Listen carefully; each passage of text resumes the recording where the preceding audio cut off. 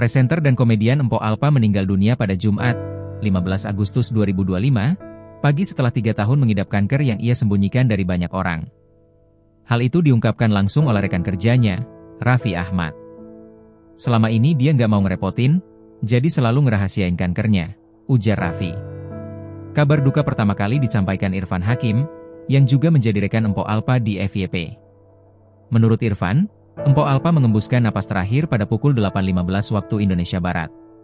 Kita belum bertemu langsung dengan keluarga, tapi hari ini, Jumat 15 Agustus 2025, Mpok Alpa telah meninggalkan kita semuanya karena sakit, kata Irfan.